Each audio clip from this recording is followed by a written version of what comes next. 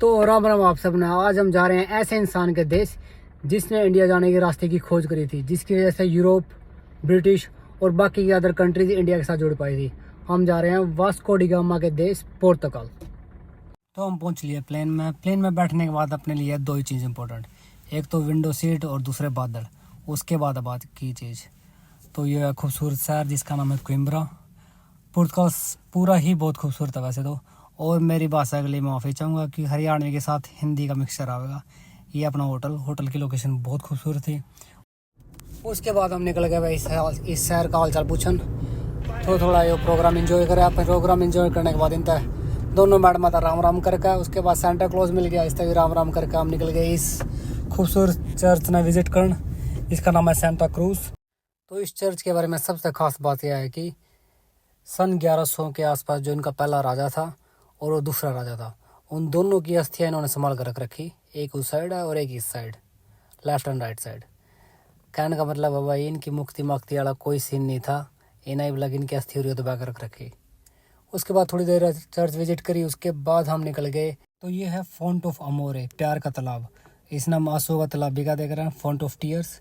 तो इस तालाब की कहानी कुछ ऐसी है कि एक लड़की थी दीवानी सी, एक लड़के पे वो मरती थी। पर दिक्कत यह थी कि लड़का था राजा का। जब राजा ने पता लग गया भाई एक गरीब घर की लड़की जो काम करने वाली उनके घर में, तो राजा के छोरे का लो सेट है। तो आप समझ सकोगे वो बात क्या रही होगी।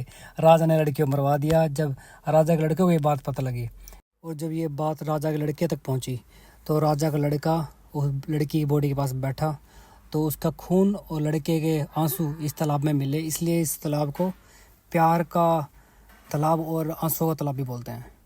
पर सबसे खूबसूरत चीज़ थी जो सफ़र की थी वो था ये पेड़, जो कि 300 साल पुराना है। 300 साल मतलब जब मैं इस पेड़ के पास बैठा तो लगा कि भाई इसने इतिहास समेट रखा अपने अंदर। पर हमारे देश में भी ऐसे बहुत सारे पेड़ हैं जो महाभारत टाइम के हैं, जो कि 900 साल पुराने हैं।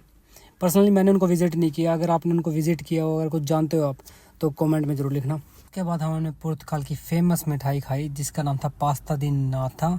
आई होप कि मैंने सही प्रोनाउंस किया हो। तो अच्छी थी मिठाई, कस्टर्ड के साथ थी और थोड़ी क्रिस्पी थी। पर्सनली मुझे पसंद नहीं आई।